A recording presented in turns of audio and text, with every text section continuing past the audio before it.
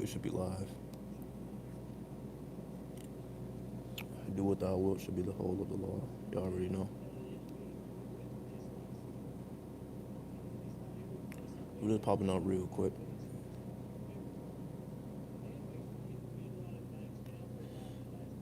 I'm not as sore as I was yesterday.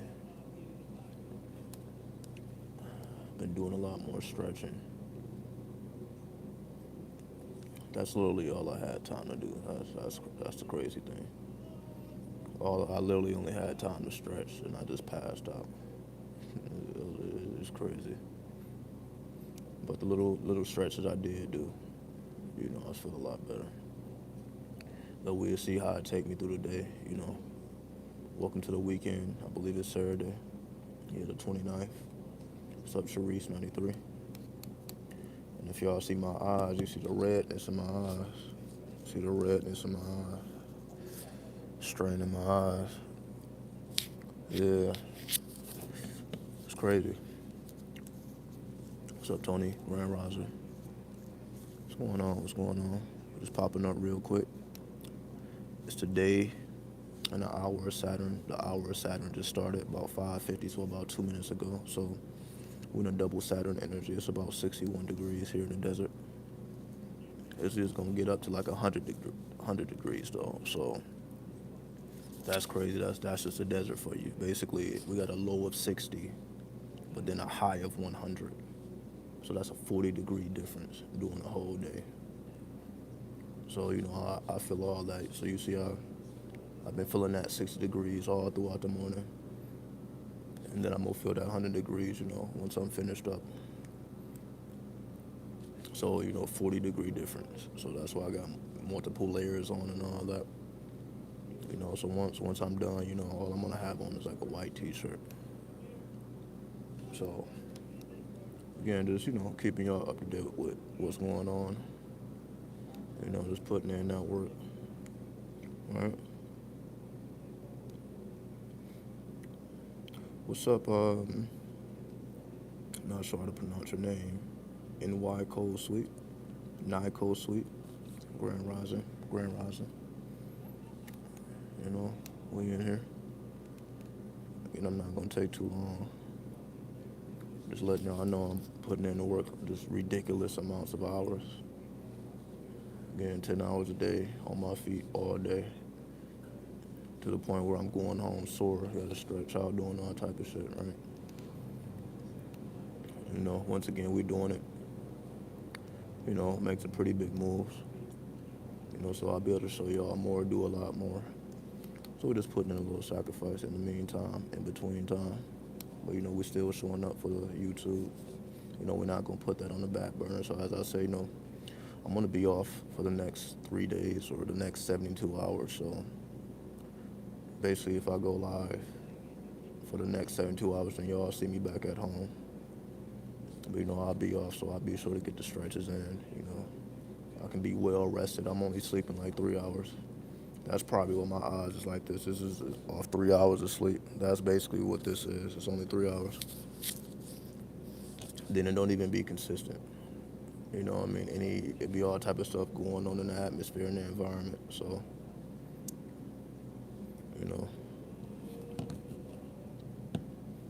What's up, Goddess Incarnate? Can you explain a little more of what the Jupiter transit energy in Aries represents from your perspective and how to work with it? Well, whenever we're dealing with Jupiter, all we gotta do is take it to the tarot. That's the card of fortune. Fortune takes you to your destiny. So whenever you're working with Jupiter, Jupiter helps you to align with your destiny. Jupiter is also the planet of the gurus or the planet of the ancestors. That's where we pull our spiritual wisdom from. So we pull our spiritual wisdom from the energy of Jupiter.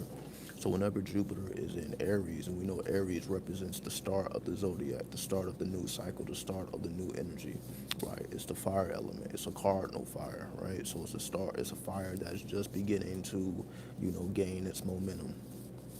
So whenever we're dealing with the fire element, that takes us to Atsaluf. If we're dealing with Kabbalah, right? That's the world of Atsaluf. Atsaluf is the world of the archangels. It's also the world of sight. So, dealing with the energy of sight.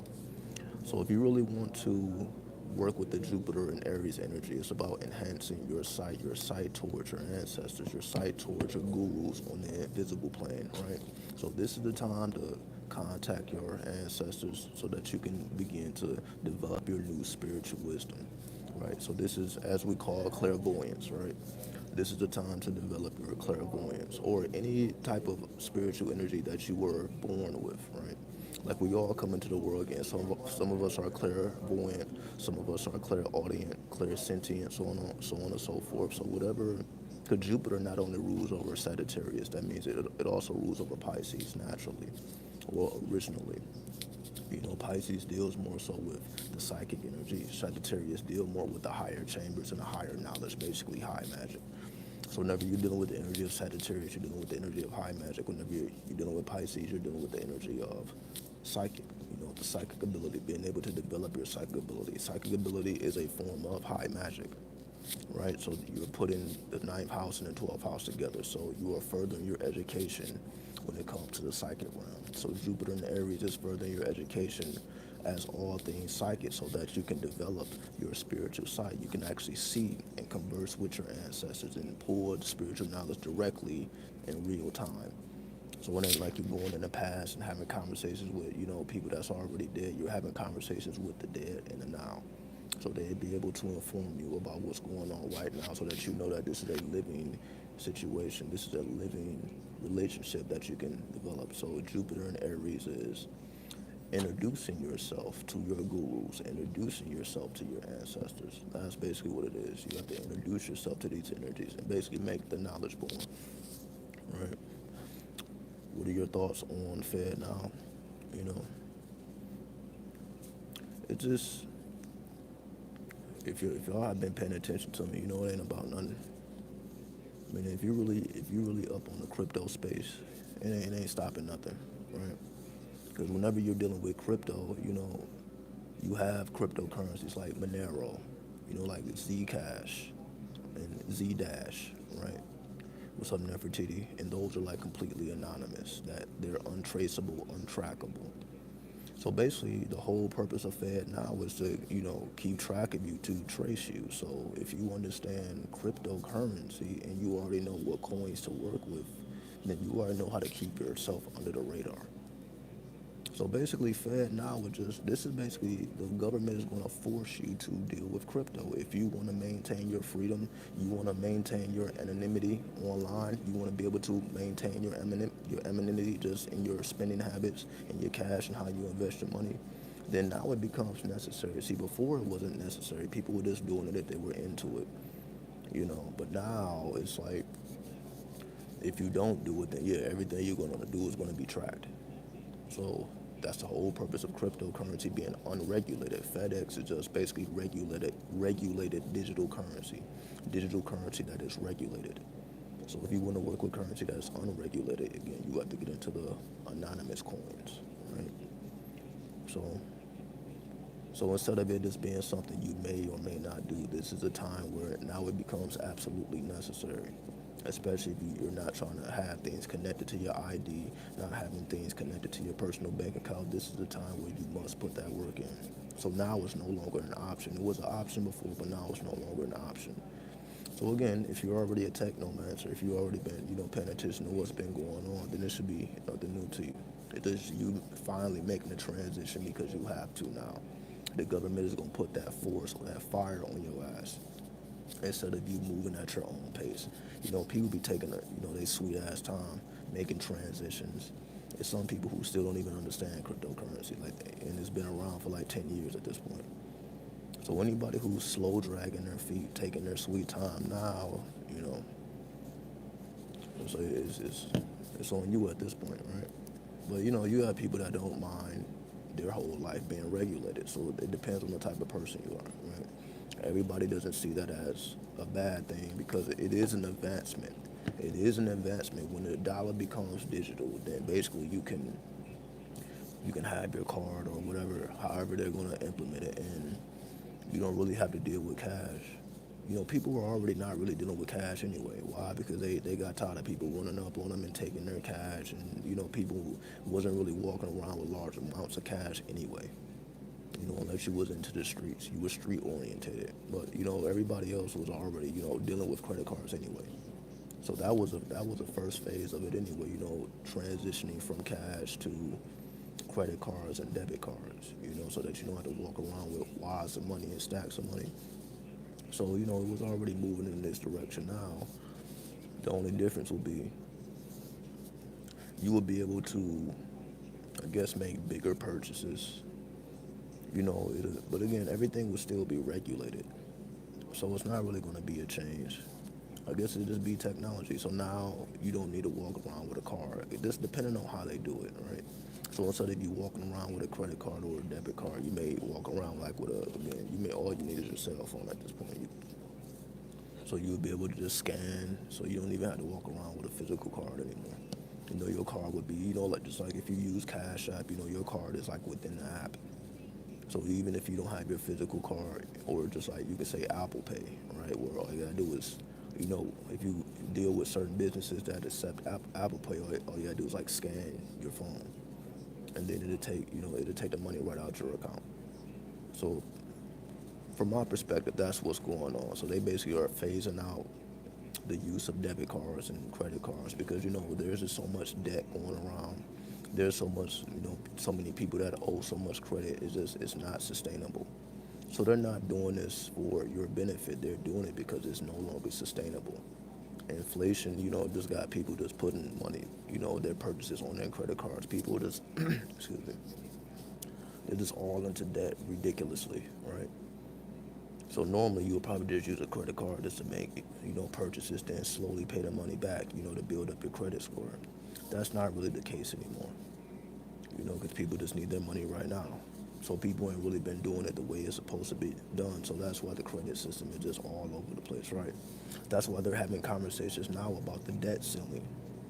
For those who are into the politics, for those who know what's going on, we always come to a point where the debt ceiling has to be raised, meaning even more debt.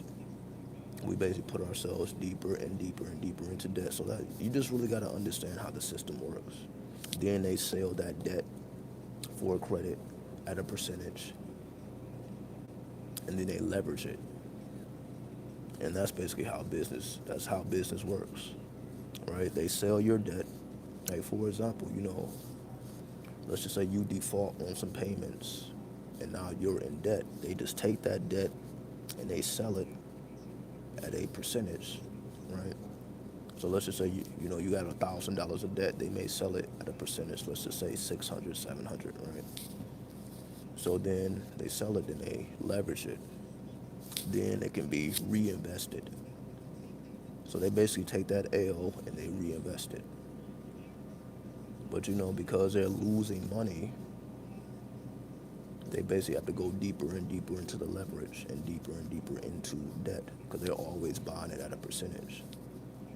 So that's why when you get the debt collector calls, you don't really need to pay the debt because the debt will be paid off at a percentage, and then they just resell. So that's how the banks work. Like they use loans, right? They loan you money at a percentage. So if they loan you $1,000, you have to pay them back $1,200. So they just made $200. So then they loan out $1,200 off of the $1,000 you put in. So basically, if you put $1,000 in the bank, they can loan that $1,000. That's basically how a bank works. So the money you put in the bank, they use that money to loan, and then they make a profit off of the percentages, off of the interest. So they got $1 million interest. Now they got 1.2 or 1.5, 1.7, depending on what the interest rates are. That's why the interest rates keep going up, because that's how they make their money. So this is just the whole game, It's amazing that many people still don't understand how it works, right? They can loan it at 9x. This is what I mean. It's your money, and then they just do whatever they want with your money. That's why you have situations like, a Cash App or a cryptocurrency, basically where you become your own bank. But you have to be more responsible now. So, for example, if you do something wrong on Cash App, you're probably not getting your money back. If you send your money to the wrong person, you're probably not going to get it back. They ain't trying to give you no refunds. Versus if you have like a Bank of America, you say what's going on, and they can just reverse it, and it is what it is. So you have more protections when when you bank with a major banking system. But when you work with a smaller banking system or an international banking system, like Cash App is not even based in the U.S. That's why the owner. I'm not going to say that's why he got taken out, but a part of why he got taken out is because he created a personal banking system. Meaning the technology, he advanced the technology. You know how many people use Cash App because they just got tired of working with the major banks? That's why Cash App popped off the way it popped off, because people were tired of all these loops and hoops that the banking system uses, overdraft fees and all this extraness, right?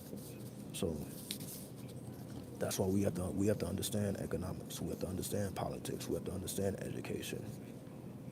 We have to understand all these pillars of society. Because if we don't, then that's when the changes are made, we don't understand what's going on, and then you figure it out pretty much by the time it hits your pocket. And that's most people. Most people don't really realize what's going on until they realize that they're paying more every month. They're like, where's all these extra hundreds going, so on and so forth. So most people don't realize this already well in effect. That's why you have to stay ahead of the game. You have to stay ahead of the curve. You know. So that's why even if you're not really into politics, you're not really into news, you're not really into all this stuff, it's going to hit your pockets. It's going to, again, when you decide to further your education or move up in society or even start your own bank, depending on what your aspirations are, then you have to understand how financing works. As they say, financial literacy, you must have an understanding of financial literacy. Because they're not just going to tell you these things just because you want to know. These are things you have to learn yourself. Just like cryptocurrency. Where are you going to go to learn about cryptocurrency other than the internet? You have to teach yourself. You have to teach yourself what a ledger is. You have to teach yourself how to make, transactions. These things, you're just not. Again, the government is against cryptocurrency in this current form. So, of course, they're not going to give it any weight. They're going to tell you, well, just a gamble, because they still say that about Bitcoin. Bitcoin is a gamble. It's not sustainable, so on and so forth. But it's not really about the price. See, the only people concerned with the price is the people just trying to make a profit. Cryptocurrency, the original purpose of cryptocurrency was to give everybody a shot at financial freedom. So, meaning, if you try to get into Forex, if you try to get into stocks, there are regulations, and it is fully regulated. So they pick and choose who they allow into their ciphers. You can't just come up in there because you want to. You have to be chosen. It has to be regulated. So what ends up happening is many people are not into these things. Many people don't even know how Forex works. Many people don't even know how stocks work because it's fully regulated. And of course, they're not just going to teach you how this works. So cryptocurrency was created to give the average person a shot at financial freedom because it's unregulated. So, for example, all the requirements to have, to do business on the stock market or to do business in Forex, so on and so forth, you no longer are subjected to those regulations. So you can go in as you are and make something happen, depending on, what path you want to take in the crypto space. There are many different paths. Some people gamble with cryptocurrency. Some people, loan their cryptocurrency out at a percentage. There's many different ways. It's not just one way. It really depends on what you're into, what you're passionate about. So you have to develop a passion for finances, whatever your path is. So if you don't know what your path is, you must discover your path and master your path because it will benefit you. So even if it takes 5 years to understand all this, you still will be fully ahead of the game because when a hammer comes down, most people ain't going to know what happened. So make sure you're not in that position by self-educating yourself about all the things that the government tells you that you probably shouldn't be into. And the occult is one of them as well, right?